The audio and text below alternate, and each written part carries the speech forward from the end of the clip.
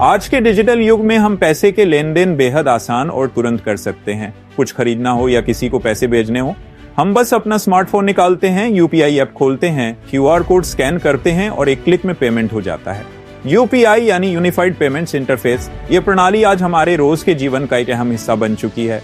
लेकिन अब इसी यूपीआई को और ज्यादा सुरक्षित और पारदर्शी बनाने के लिए सरकार और एनपीसीआई ने कुछ नए नियम लागू करने का निर्णय लिया है। तो आइए समझते हैं ये नए नियम क्या है और हमारे रोज के लेन देन पर इनका क्या असर पड़ेगा।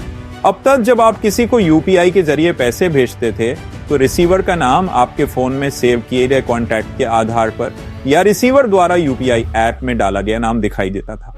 कई बार इन नामों में गलती होती थी या बिल्कुल अलग नाम दिखता था, जिससे कंफ्यूजन होता था और गलत व्यक्ति को पैसे भेजने का खतरा बढ़ जाता था। इसी समस्या को हल करने के लिए 30 जून 2025 से एक नया नियम लागू किया जा रहा है, कस्टमर विजिबिलिटी अपडेट। इस नए नियम के मुताबिक जब आप किसी को, चाहे वह व्यक्ति हो या दुकानदार, पैसे ट्रांसफर करेंगे तो आपको सिर्फ वही नाम दिखाई देगा जो उस व्यक्ति के बैंक खाते से जुड़ा हुआ है, यानी बैंक की कोर बैंकिंग सिस्टम में जो नाम रजिस्टर है वही नाम यूपीआई ट्रांजैक्शन के दौरान आपको दिखाई देगा। इस बदलाव से सीधे फायदे क्या होंगे?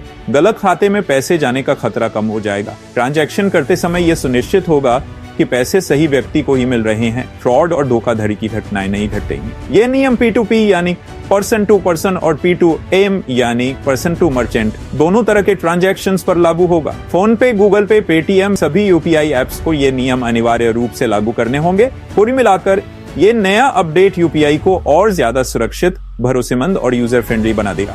पेमेंट करने का तरीका वैसा ही रहेगा, लेकिन अब आपको सामने वाले का सही और अधिकृत नाम दिखाई देगा, जिससे आपके पैसों की सुरक्षा और बढ़ जाएगी। तो दोस्तों, अगर आपको ये जानकारी उपयोगी लगी हो तो इस वीडियो को अपने दोस्तों और परिवारजनों के साथ जरूर शेयर करें, क्योंकि सुरक्षित लेन देन हमारी सभी की जिम्मेदारी है। धन्यवाद।